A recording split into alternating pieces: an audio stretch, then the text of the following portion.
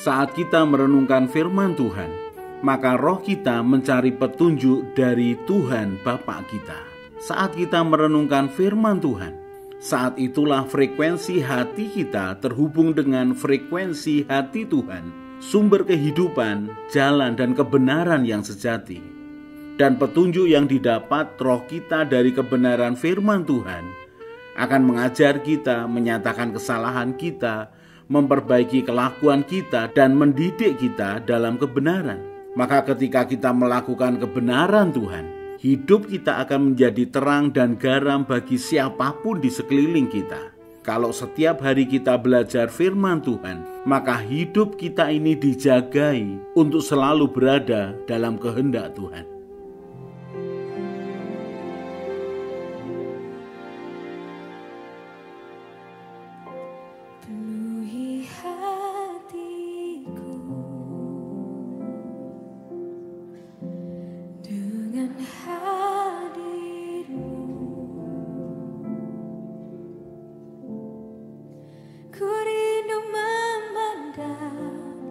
Wajah-Mu, oh Tuhan, di dalam kekudusan-Mu, bawaku dekat dalam hati-Mu. Ku rindu mendengar suara-Mu, oh Tuhan, di tempat kudus-Mu sekarang.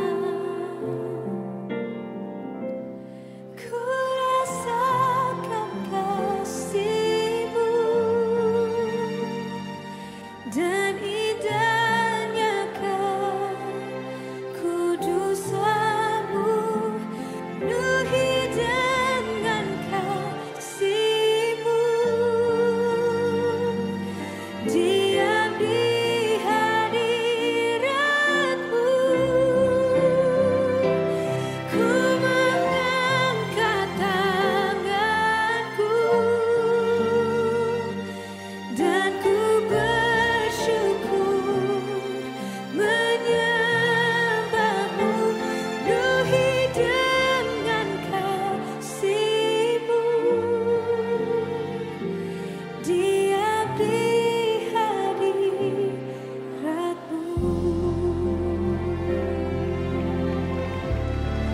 Yes, we welcome Your presence in this place, oh God. Oh, please, Lord. Penuhi hatiku dengan hadir-Mu. Kami rindu Tuhan, ku rindu memandang wajah-Mu, oh Tuhan, di dalam kekudusan-Mu, bawaku dekat dalam hati-Mu. Ku rindu mendengar suara-Mu, oh Tuhan, di tempat kudus-Mu sekarang.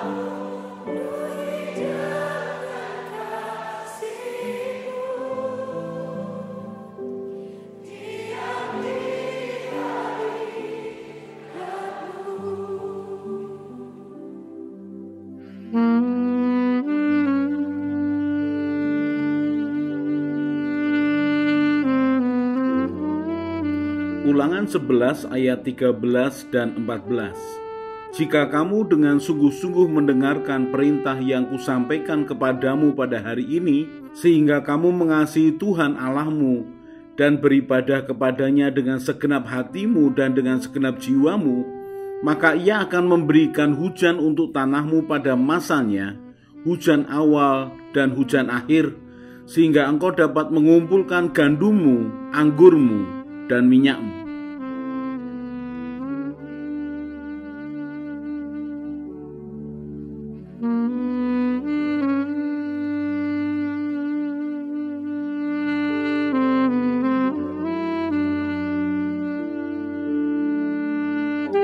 Orang yang menginginkan bertemu dengan Tuhan dengan segenap hati, dia akan bertemu Tuhan dengan cara Tuhan.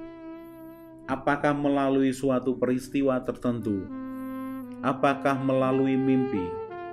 Apakah melalui keadaan yang supranatural? Setiap orang yang mengingini Tuhan lalu mengetuk pintu, maka pintu akan dibukakan baginya. Bukankah Dia Tuhan yang hidup, yang mendengar, mengerti, berbicara, dan bertindak? Kalau kita percaya bahwa kita ini menyembah akan Tuhan yang hidup, maka kita akan mengalami Tuhan yang hidup. Dan kalau kita menyembah dan mengalami Tuhan yang hidup, maka pengalaman demi pengalaman hidup kita ini akan diisi dengan begitu banyak kejadian yang nyata bahwa Tuhan berbicara, Tuhan mendengar, Tuhan bertindak, Tuhan memimpin, dan Tuhan menyatakan kemuliaannya di tengah-tengah kita. Sampai dengan hari ini Tuhan masih berbicara. Tuhan bisa berbicara melalui apapun yang Dia inginkan. Dan di dalam hati manusia ada kerinduan besar untuk mengenal Tuhan. Dan setiap orang yang mengalami kerinduan untuk bertemu dengan Tuhan, maka dia akan merasakan di dalam hatinya ada suara hati yang bisa mengetahui apakah itu Tuhan atau bukan. Kali ini kita akan belajar tentang Musa, di mana Alkitab mencatat bahwa Musa berbicara kepada Tuhan berhadapan muka sama seperti seseorang berbicara kepada temannya. Kalau kita mendengar akan firman ini, maka kita ini mendengar bahwa Tuhan berbicara kepada manusia, dan manusia yang mendapatkan kehormatan adalah seorang Musa. Saudara bisa bayangkan ketika saudara atau saya ini berbicara kepada teman, maka kita bisa ngomong apa adanya, meluapkan apa yang di dalam hati kita dan pikiran kita. Lalu kemudian kita mendengarkan akan perkataan teman kita, juga apa yang dirasakannya. Kemudian terjadilah dialog yang begitu rupa bagaimana seorang teman berbicara kepada teman yang lain. Ini hubungan yang indah. Kalau tadi saya katakan bahwa setiap orang yang merindukan untuk berbicara kepada Tuhan dan dia memiliki ketulusan hati dan mencari Tuhan dengan sungguh-sungguh, maka Tuhan akan menampakkan diri kepadanya, maka Tuhan akan menemuinya. Keluaran pasal yang ke-33 ayat yang ke-7. Sesudah itu Musa mengambil kemah dan membentangkannya di luar perkemahan, jauh dari perkemahan, dan menamai kemah pertemuan. Setiap orang yang mencari Tuhan, keluarlah ia pergi ke kemah pertemuan yang di luar perkemahan. Saudara mungkin ketika mendengar perkemahan, kemah pertemuan, maka sepertinya sesuatu yang membingungkan. Mari kita melihat akan latar belakangnya. Orang Israel dibawa keluar dari tanah Mesir menuju tanah Kanaan. Dan orang Israel berjumlah 600.000 orang laki-laki. Kalau ditambah dengan istri dan anaknya atau cucunya, maka diperkirakan lebih dari 2 juta orang. Mereka tinggal dalam kemah. Mereka didampingi oleh tiang awan dan tiang api.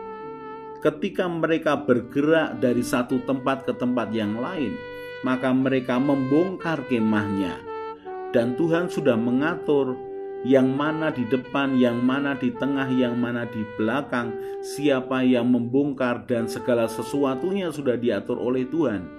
Kita bisa membayangkan ratusan bahkan ribuan akan kemah. Dan kalau dikatakan Musa mengambil kemah dan membentangkannya di luar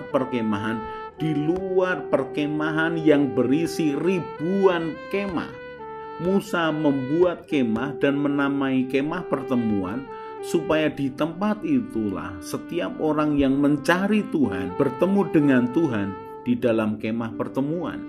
Keluaran 33 ayat yang ke-9. Apabila Musa masuk ke dalam kemah itu, turunlah tiang awan dan berhenti di pintu kemah, dan berbicaralah Tuhan dengan Musa di sana. Ayat yang ke-10. Setelah seluruh bangsa itu melihat bahwa tiang awan berhenti di pintu kemah, maka mereka bangun dan sujud menyembah masing-masing di pintu kemahnya. Ayat yang ke-11. Dan Tuhan berbicara kepada Musa dengan berhadapan muka, seperti seorang berbicara kepada temannya. Kemudian kembalilah ia ke perkemahan, tetapi abdinya Yosua bin Nun, seorang yang masih muda, tidaklah meninggalkan kemah itu. Mari fokus bagaimana Tuhan berbicara kepada Musa berhadapan muka, seperti seseorang berbicara kepada temannya. Kalau kita menganggap bahwa Tuhan bertemu dengan Musa dalam semua kemahakuasaannya, maka kita salah. Tuhan berbicara kepada Musa seperti kepada temannya. Dia seperti merendahkan dirinya untuk bisa berbicara kepada Musa. Karena kalau dia berbicara dalam semua kemuliaannya, maka tidak ada manusia yang bisa tahan hidup berhadapan dengan kemuliaannya. Dari mana kita bisa tahu ini?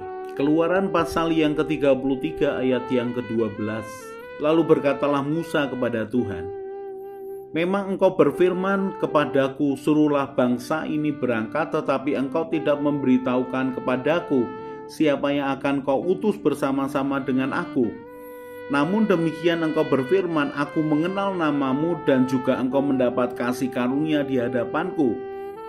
Maka sekarang jika aku kiranya mendapat kasih karunia di hadapanmu, beritahukanlah kiranya jalanmu kepadaku, sehingga aku mengenal engkau, supaya aku tetap mendapat kasih karunia di hadapanmu. Ingatlah bahwa bangsa ini umatmu. Lalu ia berfirman, perhatikan perkataan Tuhan kepada Musa, aku sendiri hendak membimbing engkau dan memberikan ketentraman kepadamu. Ayat yang ke-15, berkatalah Musa kepadanya, jika engkau sendiri tidak membimbing kami, janganlah suruh kami berangkat dari sini. Dari manakah gerangan akan diketahui bahwa aku telah mendapat kasih karunia di hadapanmu, yakni aku dengan umatmu ini? Bukankah karena engkau berjalan bersama-sama dengan kami, sehingga aku dengan umatmu ini dibedakan dari segala bangsa yang ada di muka bumi ini? Berfirmanlah Tuhan kepada Musa, perhatikan, juga hal yang telah kukatakan ini akan kulakukan, karena engkau telah mendapat kasih karunia di hadapanku dan aku mengenal engkau. Kemudian Musa mengatakan, tetapi jawabnya, perlihatkanlah kiranya kemuliaanmu kepadaku. Ayat yang ke-19, tetapi firman-Nya, aku akan melewatkan segenap kegemilanganku dari hadapanmu dan menyerukan nama Tuhan di depanmu. Aku akan memberi kasih karunia kepada siapa yang kuberi kasih karunia, dan mengasihani siapa yang kukasihani. Lagi firman-Nya, engkau tidak tahan memandang mukaku, engkau tidak tahan memandang wajahku, sebab tidak ada orang yang memandang aku dapat hidup. Inilah yang saya katakan, bahwa Musa berhadapan dengan Tuhan seperti seseorang berbicara kepada temannya, karena Tuhan merendahkan hatinya untuk bisa berbicara kepada Musa seperti manusia berbicara kepada manusia yang lain. Tuhan tidak menunjukkan akan semua kemuliaannya ketika berbicara kepada Musa. Ketika Musa meminta akan bukti penyertaan Tuhan, dan Musa menginginkan untuk melihat akan kemuliaan Tuhan, maka Tuhan mengatakan bahwa engkau tidak akan tahan hidup, karena kemuliaan Tuhan yang begitu luar biasa tidak bisa dibandingkan dengan apapun, termasuk Musa sebagai manusia, sebagai hambanya yang ingin melihat kemuliaan Tuhan. Tuhan mengatakan, engkau tidak akan bisa hidup kalau memandang kemuliaanku. Padahal kita tahu bahwa di masa itu Musa sudah melihat akan tiang awan dan tiang api. Musa sudah melihat akan penyertaan Tuhan yang luar biasa. Tetapi kita tahu bahwa itu ternyata belum pada kemuliaan Tuhan yang sepenuhnya. Sehingga ketika Musa meminta bukti penyertaan Tuhan dengan meminta kemuliaan Tuhan dinyatakan dalam hidupnya, maka Tuhan menyatakan, aku akan melewatkan segenap kegemilanganku dari depanmu. Tetapi yang menarik adalah di ayat yang ke-21. Dikatakan, berfirmanlah Tuhan, ada suatu tempat dekatku di mana engkau dapat berdiri di atas gunung batu. Apabila kemuliaanku lewat, maka aku akan menempatkan engkau dalam lekuk gunung itu, dan aku akan menudungi engkau dengan tanganku sampai aku berjalan lewat. Kemudian aku akan menarik tanganku dan engkau akan melihat belakangku, tetapi wajahku tidak akan kelihatan. Dan Alkitab mencatat, Musa berbicara kepada Tuhan seperti berbicara kepada temannya. Tetapi dari ayat ini kita tahu bahwa Tuhan tidak menunjukkan akan semua kemuliaannya. Belajar apa dari kejadian ini? Belajar bahwa Tuhan hidup dan memiliki kemuliaan yang luar biasa. Belajar bahwa Tuhan berbicara kepada manusia, dan Tuhan memberikan akan kasih karunia-Nya kepada manusia, kepada Musa ini. Mari percaya bahwa Tuhan yang sama yang berbicara kepada Musa adalah Tuhan yang sama yang kita sembah melalui anaknya Yesus Kristus Tuhan. Dan kalau Tuhan yang sama yang berbicara kepada Musa dan menyatakan akan hatinya dan menyatakan akan rencananya, maka percayalah bahwa Tuhan yang sama juga bisa berbicara kepada kita untuk menyatakan hatinya dan rencananya dalam hidup kita. Mari responi akan perkataan Tuhan dengan ketulusan hati, dengan karakter yang baik, dengan kesalehan, dan dengan ketaatan. Maka Tuhan akan berbicara kepada kita bukan hanya sekali, bahkan berkali-kali, untuk menyatakan rencananya dan kehendaknya yang indah di dalam hidup kita.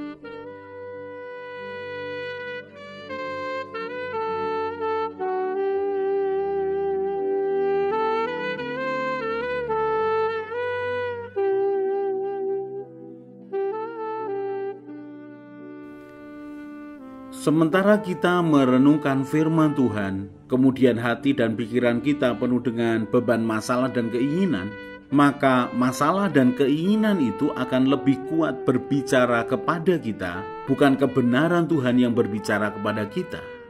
Berbeda kalau hati kita tenang menginginkan Tuhan, pikiran kita penuh dengan kebenaran Tuhan, dan keinginan tidak mengendalikan kita. Maka keadaan ini akan membuat kita mudah mendengar suara Tuhan dan mengerti kehendak Tuhan. Kalau kita merenungkan firman Tuhan setiap hari, maka Tuhanlah yang menjadi petunjuk jalan kehidupan kita. Mari kita berdoa. Tuhan Yesus, terima kasih untuk kebenaran firman-Mu. Tuhan Yesus, Engkaulah gembalaku yang baik. Buatlah hatiku selalu melekat kepadamu. Firman-Mu itu pelita bagi kakiku dan terang bagi jalanku. Bawalah aku menjalani hidup sesuai dengan rencana-Mu ya Tuhan. Amin. Saya Yosea Kristiono, Gembala Jemaat GKI Injil Keselamatan Semarang. Tetap percaya, tetap semangat. God bless.